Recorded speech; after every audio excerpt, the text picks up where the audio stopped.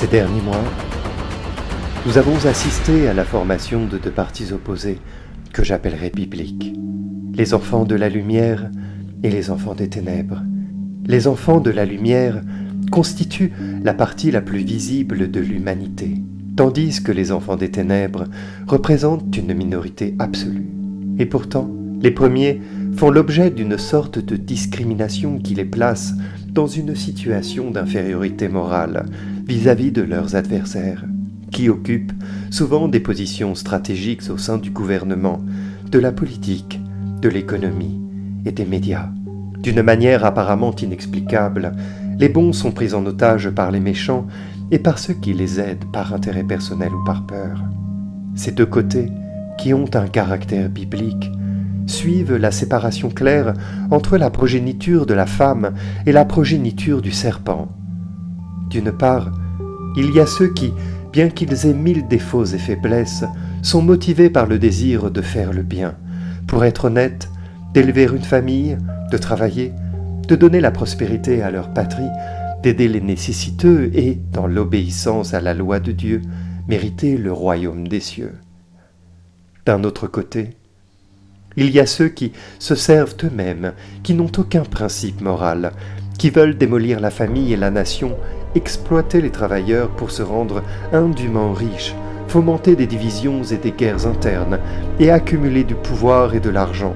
Pour eux, l'illusion fallacieuse du bien-être temporel cédera un jour, s'ils ne se repentent pas au terrible sort qui les attend, loin de Dieu, dans la damnation éternelle. Dans la société, Monsieur le Président, ces deux réalités opposées coexistent en tant qu'ennemis éternels, tout comme Dieu et Satan sont des ennemis éternels. Et il semble que les enfants des ténèbres, que nous pouvons facilement identifier avec l'état profond auquel vous vous opposez sagement et qui mène une guerre acharnée contre vous ces jours-ci, ont décidé de montrer leurs cartes, pour ainsi dire, en révélant maintenant leur plan. Ils semblent si sûrs d'avoir déjà tout sous contrôle qu'ils ont mis de côté cette circonspection qui avait jusqu'à présent, au moins partiellement, caché leurs véritables intentions. Les enquêtes, déjà en cours, révéleront la véritable responsabilité de ceux qui ont géré l'urgence Covid, non seulement dans le domaine des soins de santé, mais aussi dans la politique, l'économie et les médias. Nous trouverons probablement que dans cette opération colossale d'ingénierie sociale, il y a des gens qui ont décidé du sort de l'humanité, s'arrogeant le droit d'agir contre la volonté des citoyens et de leurs représentants dans les gouvernements des nations.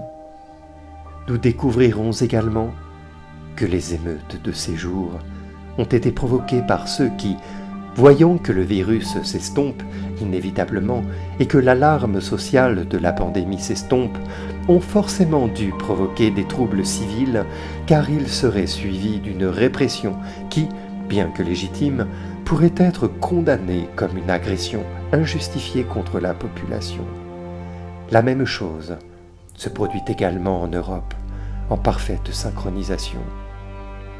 Il est tout à fait clair que le recours aux manifestations de rue est essentiel aux objectifs de ceux qui souhaitent voir quelqu'un élu aux prochaines élections présidentielles incarner les objectifs de l'État profond et qui exprime ces objectifs fidèlement et avec conviction.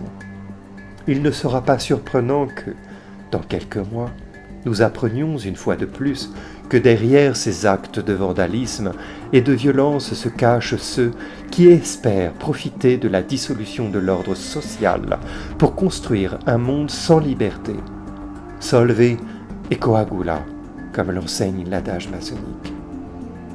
Bien que cela puisse sembler déconcertant, les alignements opposés que j'ai décrits se retrouvent également dans les milieux religieux.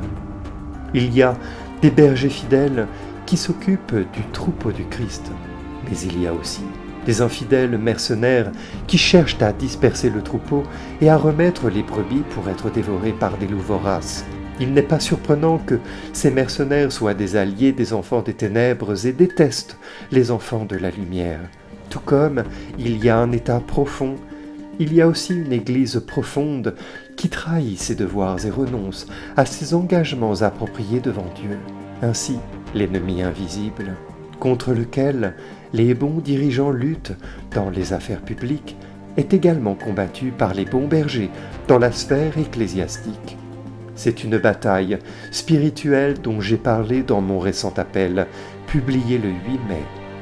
Pour la première fois, les États-Unis ont en vous un président qui défend courageusement le droit à la vie, qui n'a pas honte de dénoncer la persécution des chrétiens du monde entier, qui parle de Jésus-Christ et du droit des citoyens à la liberté de culte. Votre participation à la marche pour la vie et plus récemment votre proclamation du mois d'avril comme mois national de la prévention de la maltraitance des enfants sont des actions qui confirment de quel côté vous souhaitez vous battre. Et j'ose croire que nous sommes tous les deux du même côté dans cette bataille, bien qu'avec des armes différentes. Pour cette raison, je crois que l'attaque à laquelle vous avez été soumise après votre visite au sanctuaire national de Saint-Jean-Paul II fait partie du récit médiatique orchestré qui ne cherche pas à combattre le racisme et à ramener l'ordre social, mais à aggraver les dispositions, non pas pour rendre justice, mais pour légitimer la violence et le crime, non pas pour servir la vérité, mais pour favoriser une faction politique. Et il est déconcertant qu'il y ait des évêques, comme ceux que j'ai récemment dénoncés, qui par leurs paroles prouvent qu'ils sont alignés du côté opposé. Ils sont soumis à l'état profond, au globalisme, à la pensée alignée, au nouvel ordre mondial qu'ils invoquent de plus en plus au nom d'une fraternité universelle qui n'a rien de chrétien, mais qui évoque les idéaux maçonniques de ceux qui veulent dominer le monde en chassant Dieu des tribunaux, des écoles, des familles et peut-être même des églises. Le peuple américain est mature et a maintenant compris à quel point les médias grand public ne veulent pas répandre la vérité, mais cherchent à la faire taire et à la déformer, répandant le mensonge qui est utile aux fins de leur maître. Cependant, il est important que les bons, qui sont la majorité, se réveillent de leur lenteur et n'acceptent pas d'être trompés par une minorité de personnes malhonnêtes à des fins inévitables. Il faut que les bons, les enfants de la lumière, se réunissent et fassent entendre leur voix. Quelle manière plus efficace de le faire, Monsieur le Président, que par la prière, en demandant au Seigneur de vous protéger, vous, les États-Unis et toute l'humanité, contre cette énorme attaque de l'ennemi. Avant le pouvoir de la prière, les tromperies des enfants des ténèbres s'effondreront, leurs complots seront révélés, leur trahison sera montrée, leur pouvoir effrayant n'aboutira pas, tout sera mis en lumière et exposé pour ce qu'il est, une tromperie infernale. Monsieur le Président, ma prière est constamment tournée vers la nation américaine bien-aimée, où j'ai eu le privilège et l'honneur d'être envoyé par le pape Benoît XVI comme nonce apostolique. En cette heure dramatique et décisive pour toute l'humanité, je prie pour vous et aussi pour tous ceux qui sont à vos côtés au sein du gouvernement des États-Unis. J'espère que le peuple américain est uni avec moi et vous dans la prière au Dieu Tout-Puissant, unis contre l'ennemi invisible de toute l'humanité. Je vous bénis ainsi que la Première Dame, la nation américaine bien-aimée et tous les hommes et femmes de bonne volonté.